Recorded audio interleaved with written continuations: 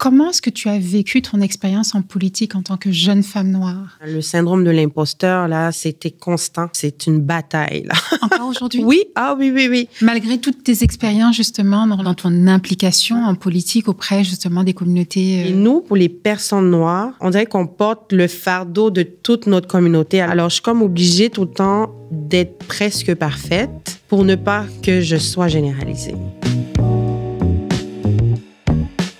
Bienvenue dans la Tribune pour le peuple, l'espace où la parole se libère, où l'on pense le monde sans détour et sans tabou. On continue notre série spéciale consacrée à la Journée internationale du droit des femmes, où nous avons choisi de mettre en lumière des voix puissantes, engagées, profondément connectées aux enjeux de notre société actuelle. Aujourd'hui, j'ai l'immense plaisir, l'honneur, dirais-je même, de recevoir une femme qui incarne ce que le mot « engagement » a de plus noble. Militante infatigable pour la justice sociale, fondatrice d'initiatives citoyennes, candidate engagée en politique, Christina Nancy Eyangos n'a jamais redouté de prendre la parole pour défendre les siens, à savoir les jeunes, les communautés noires montréalaises, les femmes et plus largement pour revendiquer une véritable équité intergénérationnelle. Tu t'es engagée aux côtés de Dominique Anglade, première femme noire à diriger un grand parti ici au Québec, partageant avec elle le désir de bâtir une société plus juste et plus inclusive. Tu fais partie de cette génération qui refuse la résignation et qui croit, envers et contre tous, que le Québec peut être un lieu de justice, d'équité et d'inclusion sociale. Christina, merci d'être parmi nous aujourd'hui.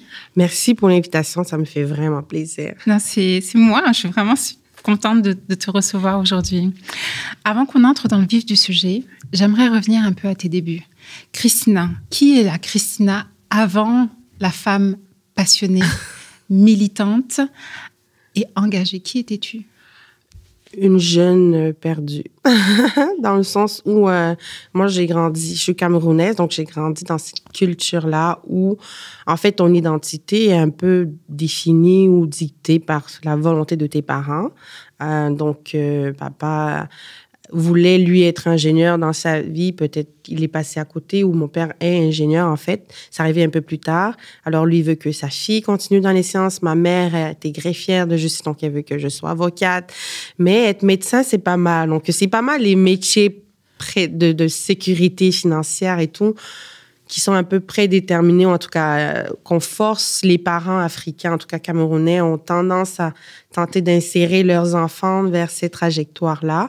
Alors moi, avant de me trouver, on va dire, ou de trouver ma passion, j'étais un peu perdue entre ce que je suis, ce que j'aimerais être, puisque mes parents veulent que je sois. Mm-hmm. Ça a pris un bon moment, honnêtement. Puis je pense que je suis chanceuse que pour moi, c'est arrivé quand même avant, relativement jeune, parce que pour les femmes que je rencontre, ça arrive plus tard dans leur quarantaine, qu'elles s'affirment, qu'elles se trouvent. Donc, je suis reconnaissante à la vie pour ça. Mais avant tout ça, c'était juste... j'étais une suiveuse, comme on peut dire. Et maintenant, c'est devenu une leader. Oui. Parlons un peu de ton engagement en politique. Qu'est-ce qui t'a poussé à t'engager en politique, dans la politique provinciale, et plus précisément au sein du Parti libéral québécois? C'est une bonne question. En fait, la politique en général, je ne pourrais même pas dire. En fait, moi, j'ai grandi, il n'y avait pas de membre politique dans ma vie. Tu sais, mon père, c'est pas un politicien non plus. Ma mère, personne dans ma lignée, là, peut-être 3 générations avant. Il n'y a pas de politique, dire en tout cas de moi ce que je savais. J'ai su par la suite que mon père a été militant au Cameroun sans nécessairement être dans la politique active. Fait qu'on peut dire que ça coulait dans mes gènes un peu, mais à découvert. J'ai travaillé dans un organisme communautaire. Déjà, quand je suis arrivée au Québec, ça a commencé ici. Mon parcours, ma politisation a commencé ici au Québec, pas au Cameroun. T'es pas née ici au Canada? Je suis née au Cameroun. D'accord. Je suis arrivée ici à 15 ans et je suis allée au cégep. Pour ceux qui sont ici, sauront c'est quoi le cégep. C'est un peu entre le secondaire et l'université. Tu as 2 ans où tu essaies de te tracer une voie académique et ça facilite, en fait, l'intention, c'est que ça facilite ton intégration à l'université plus tard. Donc, À 15 ans, je suis la plus jeune du cégep parce qu'en général, le cégep, c'est 17 ans, 18 ans. D'accord. Donc, j'arrive là, je vais en sciences parce que c'est là que mon père m'a inscrit en sciences. D'ailleurs, j'ai pas été consultée. Je suis arrivée au Québec, mon père m'a dit, voici ton cégep, voici ton programme, voici ton horaire de cours. C'était ça. Il n'y avait pas de négociation, il n'y avait pas d'opinion. Alors, et en 2013, les gens du Québec comprendront le printemps érable où les étudiants ont pris d'assaut les rues, ont challengé le gouvernement libéral à l'époque d'ailleurs, parce qu'il était question d'augmenter les frais de scolarité. De scolarité étudiant, exactement. Donc là, moi, j'arrive, je vois ça, je dis, je suis dans quoi? Tu sais, parce qu'au Cameroun, protester, c'est mettre ta vie en danger. Et les générations après, carrément. Alors, moi, je ne comprenais rien de ce qui se passait. Je voyais les gens aller à une assemblée générale, voter pour des grèves, descendre dans la rue, se battre avec la police. J'étais confuse. Pour moi, j'étais dans un Twilight Zone, presque. Alors, ça, c'était ma première expérience de militantisme, d'activisme, en fait, même. Est-ce que tu as pris plaisir à descendre aussi à manifester? Non. Ou tu avais tellement peur que tu t'es pas... J'avais trop peur. Je suis même pas... J'assistais aux AGA pour voter, aux assemblées générales pour voter. Mais c'est à peu tu près descendais pas avec les casseroles pour aller manifester. Je portais un carré rouge quand même dans le métro pour manifester ton soutien. C'est ça, mais c'était à peu près où je m'arrêtais. Puis j'aimais bien ne pas aller à l'école, avoir des vacances. On a beaucoup aimé ça, mais après c'était trop long par la suite. Mais bon, ça c'était ma première expérience de vraiment voir des jeunes militer ouvertement et se politiser carrément. Après, il n'y a rien qui s'est passé dans ma vie après ça, de politique. En tout cas, j'étais une jeune normale, une jeune étudiante africaine qui tente de s'intégrer aux cultures, à la culture québécoise, à la vie au Canada, l'identité Montréal/Québec/Canada. C'était quelque chose est-ce que tu t'identifies au Québec ou au Canada? C'est encore d'actualité aujourd'hui. Donc, c'est des questions que je me faisais poser aussi. Est-ce que tu dirais que tu as eu un choc culturel? Oh oui. Oui. Oh oui, définitivement. Définitivement. Je voulais rentrer au Cameroun à un moment donné. J'étais déjà fatiguée. J'étais comme non, c'est trop difficile pour moi. Je veux rentrer au Cameroun. Qu'est-ce qui était difficile? Le français, je comprenais pas la langue française. Je comprenais pas la culture. Et moi, j'étais gênée. En tout cas, j'avais peur. Je connaissais pas comment aller vers les autres. Donc, je me retrouvais souvent seule. Et je trouvais ça difficile parce que mes amis au Cameroun vivaient la belle vie d'université, de campus et tout. Fait que j'étais un peu jalouse parce que moi, j'avais rien de ça. Donc, je pense que c'est ça qui était très difficile pour moi, ne pas être capable de m'intégrer dans les réseaux. Et aussi au cégep, les gens qui viennent au cégep se connaissent depuis 5 ans de secondaire. Absolument. Donc, ils arrivent en clique et restent en clique au cégep. Donc, c'est dur d'entrer dans une clique. Donc, ça aussi, ça a beaucoup contribué à mon isolement. Donc, il a fallu que je travaille aussi sur mes techniques d'approche. Mais vraiment, le déclic politique est arrivé plus tard, en 2019, quand j'ai travaillé dans un organisme communautaire à Montréal parce que j'ai la chance d'être parfaitement bilingue. Donc, cet organisme-là offrait des services aux personnes nouvellement arrivées au Québec ou même qui sont nées, mais qui sont d'expression anglaise. D'accord. De peau noire aussi, enfin, d'origine... des communautés noires. Maintenant, ça s'appelle d'ailleurs l'organisme communautaire des personnes noires de Côte-des-Neiges. Alors, j'ai travaillé là comme intervenante. Déjà, comment j'ai été embauchée, c'était autre chose. Là, ça, c'est carrément un autre sujet, un autre podcast. Mais le rendez-vous est pris. Ouais, j'ai pu me qualifier d'une manière... de par mon savoir-être. C'est ça qui m'a qualifiée. J'avais pas étudié. Comme j'ai dit tantôt, j'étudiais en sciences nature. C'est pas les sciences sociales. Donc, je me retrouve à travailler dans le communautaire et je vois de l'injustice. Je vois la pauvreté. On dit de nos pays, le tiers-monde, c'est les pays pauvres très endettés en Afrique, mais la pauvreté que j'ai vue, l'insécurité, l'injustice de comment les politiques s'appliquent, l'inéquité aussi, ça m'a révoltée. Et là, j'ai posé la question à ma directrice. J'ai dit, comment c'est possible? Elle m'a dit, c'est la politique. J'ai dit, comment il faut changer ça? Et dans ces mots, elle m'a dit, il faut aller en politique. Je l'ai prise au mot. C'est vraiment ce que j'ai fait. Ouais. Donc, tu as pris ta carte d'adhérent. Je ne sais pas si c'est une carte d'adhérent ici en France. Je suis allée sur le site du Parti libéral du Canada. C'est comme ça que ça a commencé. Je suis allée voir le site du Parti libéral du Canada. J'ai essayé de lire, je voyais rien, je comprenais rien, mais je me suis quand même inscrite. C'est écrit « Inscrivez-vous ». J'ai dit « OK », j'ai écrit mon nom, mon courriel et tout. Et puis, j'ai vu passer une opportunité de stage d'été qui s'appelle « Pour les jeunes ». J'ai dit « Bon, je vais essayer, pourquoi pas ». Ça aussi, un autre sujet complètement fou, honnêtement, parce que j'ai été recrutée sans vraiment de compétences académiques, parce que dans ces milieux-là, c'est très contingenté, aussi très sélectif, très sciences politiques. C'est pas mal le parcours académique privilégié au droit. Et moi, j'arrive là avec mon diplôme en biologie, aucune expérience politique, mais une expérience communautaire. Et je pense que c'est ça qui m'a fait la différence. Ouais. Et donc, c'est comme ça que mon parcours politique a commencé. Donc, c'était au fédéral. Mais quand j'étais au fédéral, je trouvais que c'était trop long, c'est trop loin des gens. C'était un mammouth, c'est difficile de changer les choses au fédéral. Donc, c'est aussi pour ça que je me suis tournée vers le provincial. Je trouvais que c'était beaucoup plus proche des gens. Ouais. Ouais. Plus proche des réalités concrètes et moins dans la technocratie. Exact. Donc, ce qui se passe au fédéral, mais qui même s'il y en a quand même au provincial, la technocratie, mais c'est déjà, les lois sont déjà plus proches des gens. Mm-hmm. Parce que là où je voulais avoir de l'impact, c'est-à-dire la condition sociale, l'éducation, la santé, ce ne sont pas des compétences fédérales, mais des compétences provinciales, dont l'impact direct se trouve au provincial. C'est pour ça que je suis allée là. Est-ce que tu penses qu'aujourd'hui, le fait de ne pas avoir justement ce parcours académique, sciences politiques, droit, serait possible pour quelqu'un issu de la diversité qui a ce savoir-être, mais qui n'a pas les compétences et qui hésite justement à s'engager en politique? Est-ce que tu penses que le conseil, ce serait quand même lance-toi, on ne sait jamais? Je dirais que ça dépend parce que ça vient avec un coût financier.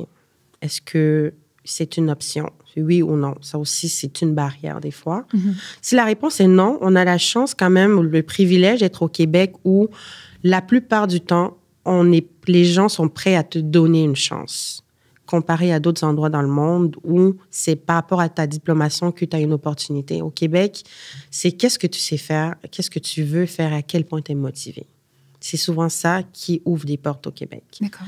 Alors, moi, c'est ce que je conseillerais à n'importe qui. Si pour toi, en tant qu'individu, c'est d'aller à l'école parce que tu aimes aller à l'école, parfait, fais-le. Mais si tu n'as pas le temps, tu as 3, 4 enfants ou 2 même, et tu as d'autres enjeux financiers, tu es responsable d'autres choses, alors l'école, c'est pas tellement là où tu veux mettre ton argent, alors mets ton temps ailleurs. Puis je pense, la plupart du temps, ça donne des résultats. Merci pour la franchise. Comment est-ce que tu as vécu ton expérience en politique en tant que jeune femme noire, dans un milieu qui est justement très normé? J'étais très intimidée au début. Le syndrome de l'imposteur, là, c'était constant. Constant. Je pense que même jusqu'à aujourd'hui, il faut que je combatte. C'est une bataille, là. Encore aujourd'hui? Oui. Ah oui. Malgré toutes tes expériences, justement, dans ton implication en politique auprès, justement, des communautés... j'aime pas ce thème, on entend beaucoup parler de communautés racisées. Encore aujourd'hui, tu sens que tu as besoin encore de... Oui, c'est toujours très difficile. Mais pas nécessairement parce qu'il y a des barrières. Des fois, ce sont nos propres barrières. Je me questionne toujours si ce que je vais dire, c'est intelligent. Parce que j'aimerais pas dire quelque chose. Malheureusement, il y a des gens qui se permettent de ne pas penser à ça parce qu'il y aura peu ou pas de conséquences.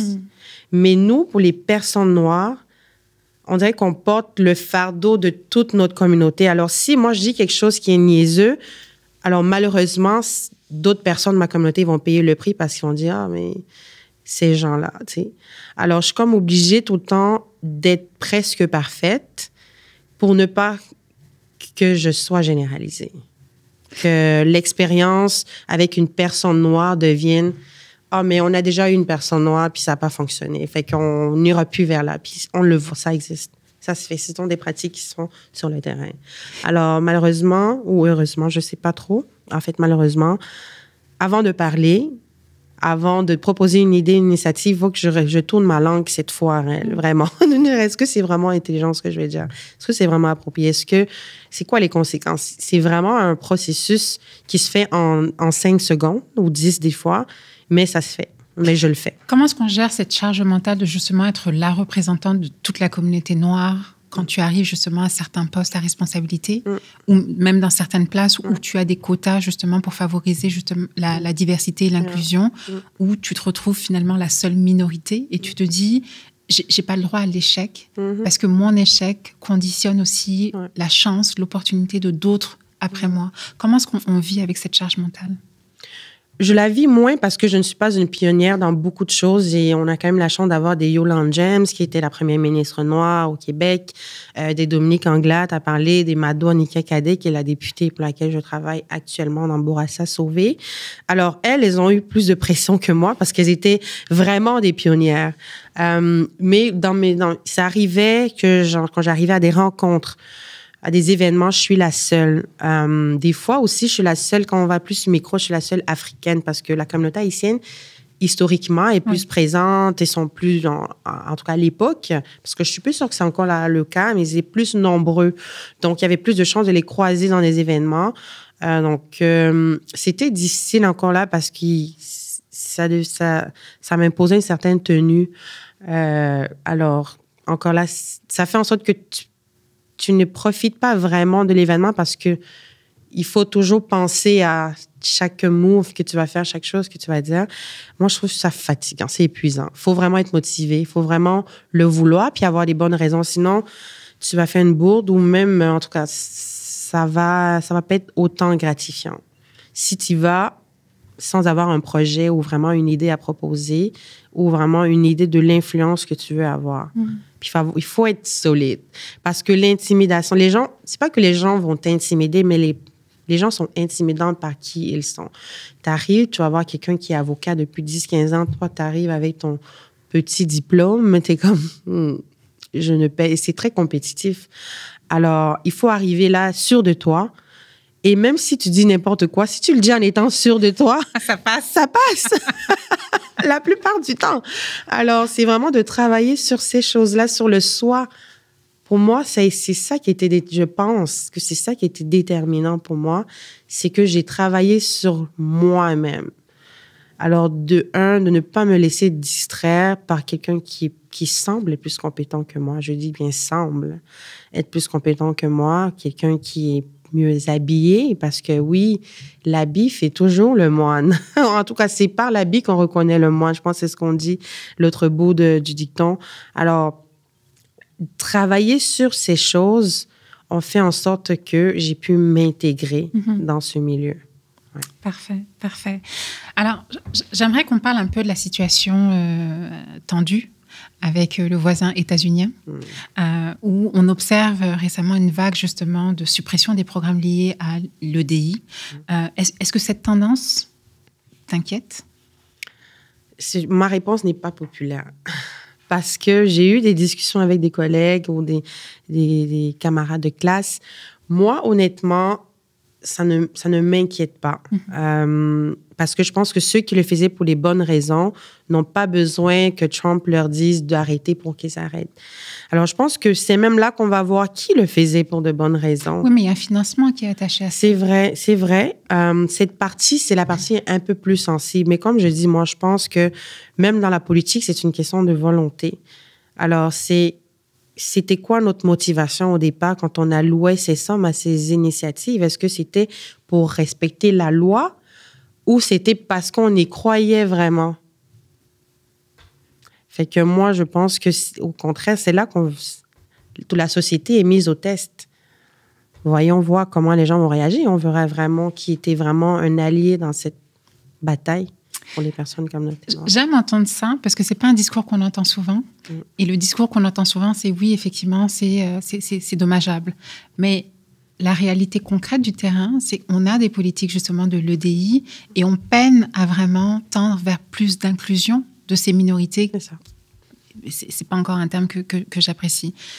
Donc là, effectivement, je te rejoins en disant, là, on va vraiment voir si les programmes d'EDI avaient vraiment leur valeur d'être ou apportaient une plus-value à la société, ou c'était juste un faire-valoir. Et certains le disent d'ailleurs, que ces populations-là sont très sollicitées pendant les élections, pendant certains événements charnières où on va chercher l'électorat. Ouais. Mais une fois que le vote est fini, qu'est-ce qu'il advient de ces populations-là? Mais exactement. Moi, quand j'ai fait campagne en 2022, je ne pense pas m'être décrit une fois comme une personne noire, comme une femme noire. Okay. Parce que quand tu me vois, je pense que c'est la première chose que tu vois. Alors, je ne me décrivais pas comme si je me décrivais juste comme une jeune femme. C'est tout. Je n'ai pas utilisé le terme noir ou communauté noire. Parce que moi, peut-être je suis un peu méritocrate aussi, mais je pense que j'espère ne pas avoir besoin de le dire. À part dans un formulaire où je n'ai pas le choix de cocher la case. Ça, c'est une autre chose. Mais ça ne devrait pas te définir. Ta couleur de peau ne devrait pas te définir. Ni la communauté, ni mes idées. Parce que mes idées, je pense que les idées que je veux amener en politique, les changements que je veux, ça s'applique à tout le monde. Un peu plus avec une intonation des communautés noires parce que notre réalité, elle est réellement différente. Mais je vais vraiment avec quelque chose de très large. Je ne veux pas forcément m'adresser à une seule communauté. Je pense que, selon moi, c'est pas nécessairement non plus la meilleure façon de faire. Même si on appartient à une communauté, je vois la communauté plus large. Bon, ça, c'est moi. Toi qui milites pour plus de justice sociale, est-ce que tu crois que les luttes que tu mènes, justement pour tendre à plus d'altérité, est-ce que tu penses que ça peut encore nous rassembler ou est-ce que tu penses que ça divise encore plus la société? La réalité, c'est que ça divise. On dirait qu'il faut toujours l'expliquer aux gens. Mais il y a aussi un bon côté. Je pense que c'est du 50-50. Autant ça rassemble beaucoup de gens. Les faits, c'est que ça rassemble. Mais quand on en fait une question politique, ça divise parce que la politique, c'est diviser, c'est prendre position, c'est ça, être divisé, forcément. Alors, pour avoir travaillé dans les organismes communautaires, dans les initiatives jeunesse, ça rassemble. Il y a personne qui est contre, selon moi. Il y a vraiment, honnêtement, je pense vraiment qu'il y a personne qui est contre le rassemblement, être ensemble, en fait, le pour, par et pour. Mais c'est le comment. Les gens ne s'entendent pas sur le comment, mais l'idée, en tout cas, j'ai fait beaucoup de porte-à-porte, j'ai fait beaucoup de terrain. La plupart des gens veulent vraiment, on va dire, la paix dans le monde, ou je sais pas, tu sais, ces grandes idéologies de vivre ensemble en paix, mais c'est le comment qui change, qui vient maintenant créer la division. Ou aussi imposer les gens, personne n'aime se faire imposer comment faire ses choix, ou prendre ses décisions, personne. Alors, je pense que c'est aussi dans l'approche qu'on a quand on veut implémenter ou on mène ces batailles autant dans le municipal, enfin, dans le communautaire qu'en politique. C'est le comment, le véhicule qu'on choisit. Parce que, encore là, la politique, c'est un véhicule, mais il y en a tant d'autres pour avoir de l'impact dans la société. Il y en a plusieurs. Il y a des gens qui ont des impacts concrets, mais tu vas jamais les voir sur une plateforme politique. Donc, c'est une question de véhicule qu'on choisit. Qu'est-ce qui est plus porteur pour le message qu'on a à transmettre? Merci. Alors, je suis tombée sur un récent sondage mené par Léger, qui a été publié dans la presse et qui révèle que 83% des jeunes noirs âgés de 15 à 34 ans au Québec ont déjà vécu de la discrimination. Alors, c'est un chiffre qui est assez dur, 83%. Toi qui milites depuis tant d'années,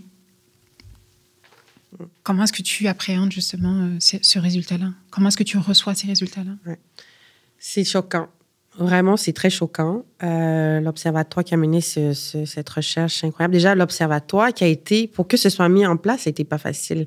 Par le sommet de développement socio-économique des communautés noires qui s'est bataillé pour qu'on ait un observatoire pour se pencher sur ces questions-là. Sinon, je ne pense pas que une recherche comme ça aurait vu le jour sans que l'Observatoire ne se penche sur cet enjeu-là. Moi, honnêtement, j'ai de l'espoir parce que je pense que si on n'a pas d'espoir, vraiment, pourquoi on vit? Mais c'est très dommage. Je pense c'était décliné sur différents enjeux, interactions avec la police, la justice et ainsi de suite. C'est très triste. C'est pas positif. Mais en même temps, je me dis, honnêtement, c'est très compliqué comme situation. Comment est-ce qu'on fait pour ne pas se décourager?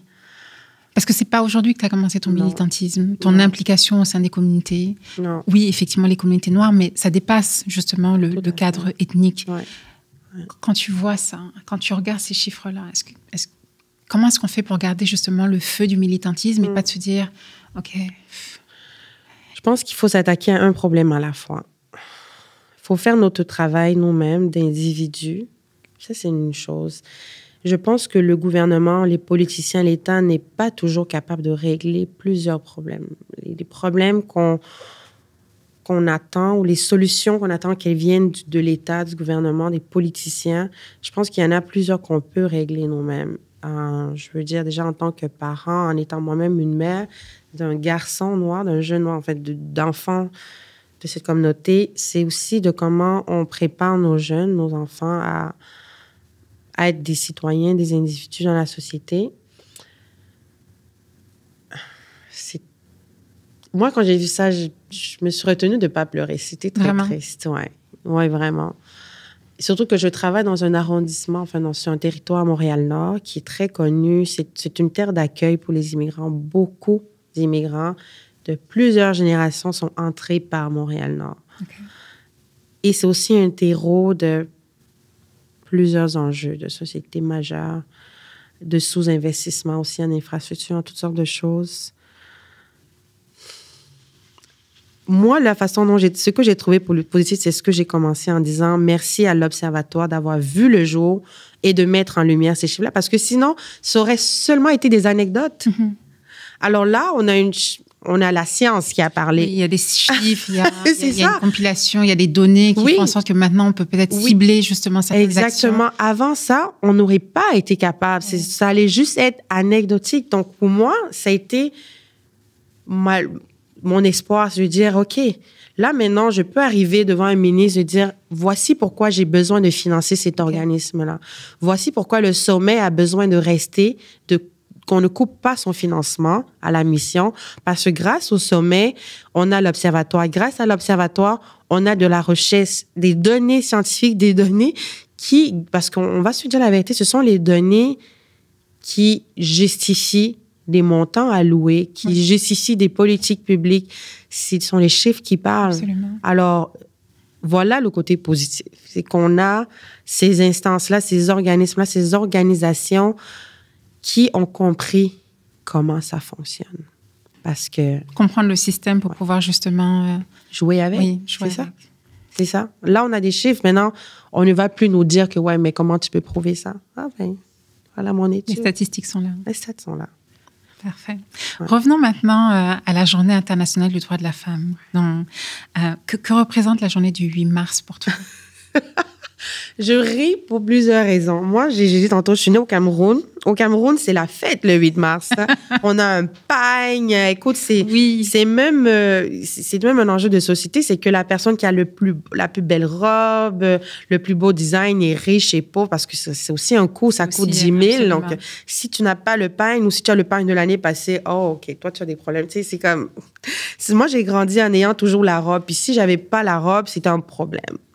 Donc, ça, c'était à peu près ma définition du féminisme à l'époque, c'est d'avoir le pagne du 8 mars.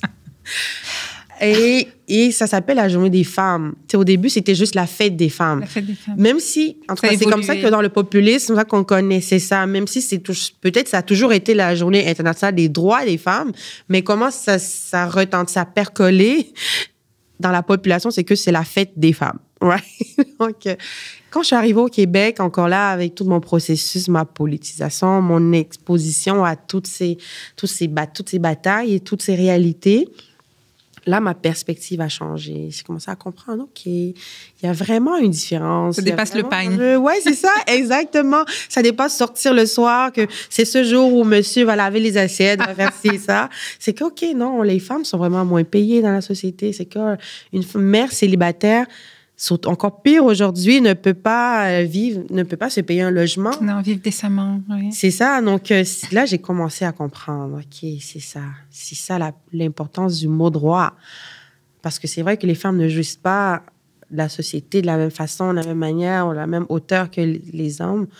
Et quand je suis allée, j'ai étudié en développement économique communautaire, j'ai lu beaucoup sur le féminisme, mais le mouvement, comment même à l'intérieur, tu sais, il y a deux mouvements, il y a le mouvement, le racisme et le féminisme. Et les deux, quand ça, l'intersection des deux, là, on voit pour une femme noire qui vit du racisme, mais aussi de la discrimination sur le marché, sur le sexe, c'est comme, ouh là là, alors j'ai commencé à comprendre. Et quand je me suis, mon implication avec le Conseil des Montréalaises, qui est arrivé aussi, honnêtement, j'étais uniquement curieuse. Je voulais apprendre plus sur le féminisme. C'est quoi ça? Est-ce que tu penses que la journée a toujours son importance aujourd'hui?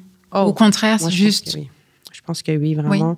Puis j'aimerais qu'au lieu de faire des grands discours, puis c'est quelque chose que moi j'ai reproché, puis là je le dis publiquement, je ne devrais pas. On a dit sans tabou. Ouais, j'ai reproché cela à, mettons, la mairesse Valérie Plante, qui, l'année passée, à la Journée internationale de la femme, a écrit un beau texte. Moi, j'ai lu ce texte-là, puis j'étais comme, ça ne veut rien dire. C'est quoi ça? Selon moi, pour que ça reste pertinent, il faut qu'on s'éloigne de la vision. En tout cas, chaque communauté l'adapte à sa réalité pour que ça fasse du sens. Parce que sinon, c'est une fête de l'ONU ou de l'OMS. C'est trop international, c'est trop loin. Alors, on a l'impression que ça n'a plus sa pertinence parce que on ne parle pas des vrais enjeux. Mm. Et c'est ça mon problème. Je pense que c'est à ça qu'il faut s'attaquer. Quand une mairesse parle des grands enjeux, OK, c'est bien, mais aujourd'hui, demain, au municipal, à Montréal, qu'est-ce que cette journée, pourquoi c'est important? Selon moi, là, c'est là-dessus qu'il faut démontrer l'importance de cette journée. Au lieu de m'écrire un texte de l'ONU, ben, dis-moi la situation des femmes à Montréal, parce que tu es la mairesse de Montréal. Pour la ministre de la Condition féminine, dis-moi les programmes. Il faut que ce soit plus décortiqué, plus mâché et plus concret. OK. Je ne te poserai pas la question de savoir si tu es une féministe. Je pense que dans ton discours, je l'ai compris. Bon, j'ai aussi découvert que j'étais féministe après. Hein, vraiment très... Même quand j'ai sollicité ce conseil, je ne savais pas que j'étais une féministe, mais j'ai compris après que c'était inné, puis peut-être tu me poseras la question après de comment ça émergeait en moi, mais c'est aussi toute une histoire très personnelle. Je vois que tu as toujours travaillé ou tu as toujours côtoyé des femmes fortes. Des femmes fortes en politique, des femmes noires en politique. Mm-hmm. Est-ce que tu peux nous parler de ton expérience en 2 mots? Oh, non. En un mot, non. Non, j'ai dit en 2 mots. En 2 mots, non plus. Ça fait 2 mots. Mais honnêtement, ça a été... Moi, je me considère très privilégiée. Je suis extrêmement privilégiée, en fait. Et je reconnais ce privilège chaque jour. Et c'est pour ça que je suis en politique et je redonne. Il y a énormément de personnes, quand elles m'approchent, de jeunes qui me disent « Tu peux m'aider, tu peux me coacher ». Je me rends toujours disponible parce que je réalise que j'ai été vraiment privilégiée. Ma première expérience, c'était en 2017. J'étais bénévole. C'est parti du bénévolat. Okay. C'est aussi pour ça que je recommande énormément le bénévolat aux gens. Je dis « Écoute, ne vois pas que tu n'es pas payé à voir où ça va t'amener. » Parce que ça a réellement été le cas pour moi. En plus, c'est arrivé dans un moment où j'avais pas de travail, j'avais pas d'emploi, j'avais pas de revenus. J'étais une étudiante vulnérable, comme c'est le cas pour beaucoup encore aujourd'hui. Malheureusement. Et très malheureusement, c'est ça. Et en 2017, il y avait une élection municipale. J'ai été approchée pour rejoindre une équipe. Moi, je suis comme, OK, peut-être qu'on va me payer. J'arrive là-bas. Ah non, c'est du bénévolat. Oh, okay. Et quelque chose m'a fait rester. Je ne peux pas dire que j'ai fait un choix conscient. C'était vraiment juste peut-être mon ange gardien, je ne sais pas, qui m'a fait rester. Parce que je n'avais pas le goût, j'avais besoin d'argent. Mais je suis quand même restée à m'impliquer, à faire des appels pour cette candidate-là, qui était candidate à la mairie de l'arrondissement de Côte-des-Neiges, Notre-Dame-des-Grâces, avec un parti politique municipal à Montréal. Et je m'impliquais vraiment tout naturellement. J'avais une expérience, j'avais travaillé dans les centres d'appel, donc j'avais l'expérience de parler au téléphone et de me faire insulter au téléphone sans que ça me dérange. Donc ça m'a aidé, cette expérience très disgracieuse. Et après la campagne, la dame que je soutenais a perdu son élection, mais c'est elle qui m'a offert mon premier job dans l'organisme. Je le disais tantôt, elle était la directrice générale de cet organisme. Je le savais même pas. Et m'a approché, m'a dit, écoute, tu as quelque chose. C'était la première fois que quelqu'un, même mes parents, m'avait jamais dit ça. Elle avait vu justement le potentiel et elle a cru en toi et elle t'a offert cette opportunité. Vraiment, c'est elle qui m'a dit la première fois que tu as quelque chose. Et c'est comme ça qu'elle m'a donné. Et elle ne s'est pas limitée à seulement me donner ce poste. Il y a beaucoup de gens qui ont des postes dans le communautaire puis qui n'évoluent quand même pas, qui restent là. Alors, elle ne s'est pas arrêtée à ça. Elle m'a inscrit au Forum Bishop, qui est un forum de participation citoyenne, de leadership pour les jeunes. Elle m'a inscrit là, elle m'a dit, voilà. Et j'étais tellement encore là, qu'est-ce que je vais aller faire là? Je connais personne, je vais aller seule. Parce que c'est vraiment une immersion. Tu pars 5 jours à Sherbrooke, tu habites là. 5 jours, tu es vraiment en immersion. J'avais énormément d'appréhension. Je suis allée là, j'ai rencontré Yolande James, qui est devenue après une autre mentor. Je quittais d'une mentor à une autre mentor. Yolande James, qui était l'ancienne ministre de l'immigration, première femme noire ministre au Québec, dans l'histoire du Québec, qui est devenue mon mentor. Elle m'a fait une lettre de recommandation. Après, écoute, c'était mon début. Et une chose qui m'a aidée beaucoup dans la vie, c'est que je suis très curieuse. Même si je suis gênée, comme je te disais, j'ai travaillé sur moi à ne pas rester dans ma gêne, de ne pas m'enfermer. Et c'est ça, en fait, c'est que je posais énormément de questions. J'allais vers les gens, j'ai appris à aller vers les gens, j'ai appris à dire que j'ai besoin d'aide. Ça aussi, c'est souvent un problème parce qu'on a souvent peur d'être jugé. Montrer sa faiblesse, se mettre à nu, sa vulnérabilité. Exactement. Surtout dans un milieu politique, c'est peut-être pas quelque chose qu'on fait. Ah ouais, tellement. Est-ce que tu dirais que le fait d'être entourée de ces femmes noires, Madame Anglade, Madame Nika Cadet, puis Yolande, est-ce que tu penses que c'est le système de sororité qui pourrait faire en sorte que justement, on parle beaucoup aux États-Unis de brotherhood, mais est-ce que tu penses que la sororité ici pourrait aussi jouer un rôle important? 100%. On dit « your network determines your network », right? Ça, c'est très anglais, mais c'est pour dire que ton réseau... En politique, tu ne vas jamais voir un poste ouvert sur LinkedIn. Ben, peut-être sur LinkedIn, mais même pas sur LinkedIn. C'est beaucoup du réseautage. C'est, est-ce que tu connais quelqu'un? C'est le téléphone, c'est le réseau. Quelqu'un va appeler Dominique. Est-ce que tu peux me recommander quelqu'un dans ton réseau pour ce poste? Est-ce que tu peux me recommander? Même mon poste de conseillère pour Dominique Anglade, j'ai pas vu l'offre affichée quelque part, là. J'ai intégré son réseau. OK. Et on fera un autre podcast également sur l'importance du réseautage et comment réseauter de manière intelligente, surtout. Définitivement. Puis faire valoir ses compétences parce que les gens vont pas entrer dans ta tête, les gens te connaissent pas. Il faut que le elevator pitch, là, qu'on te dit, tente dans un ascenseur, vous allez au 40e étage, vends ton idée ou vends-toi. Il faut savoir se vendre. Ça peut passer par ton look, que, elle, j'aime comment elle s'habille, je vais lui parler. Okay. Ça peut passer par la communication verbale et non verbale. Non verbale, définitivement. Vraiment, là, ouais. On viendra à Montréal pour faire ce podcast, puis on ira manger ensemble. Le mot de la fin, Christina. Oh, wow. Je pense que, honnêtement, quand on est jeune, c'est très difficile de se trouver.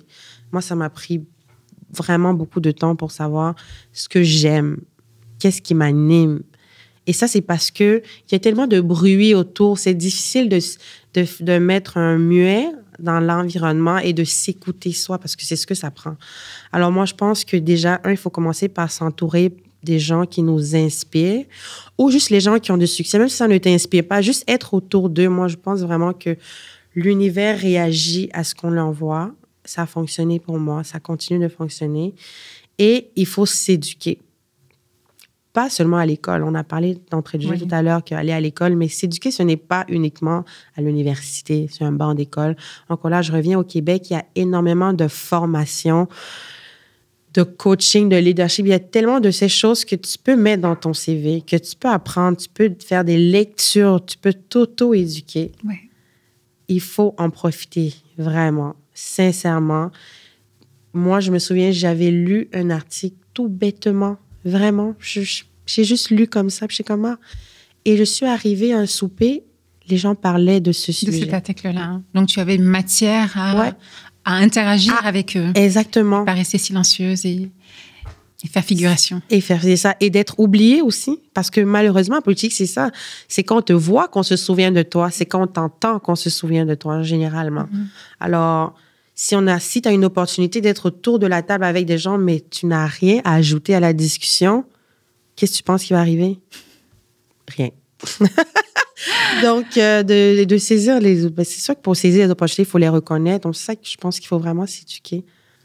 Merci, Christina, d'avoir partagé ton parcours, tes convictions, mais aussi tes doutes, car c'est ça aussi, militer. Continuer à croire, même quand le monde va lentement, ne pas se décourager, s'entourer.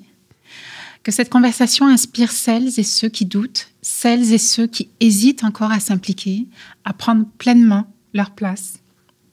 Excusez-moi. Et de devenir des vecteurs de changement. La tribune pour le peuple, c'est aussi pour rappeler que nos voix comptent et qu'elles méritent d'être entendues. Merci d'avoir été avec nous. À très bientôt pour un nouvel épisode. Merci pour l'invitation, ça m'a vraiment fait plaisir. C'est moi, vraiment. Merci.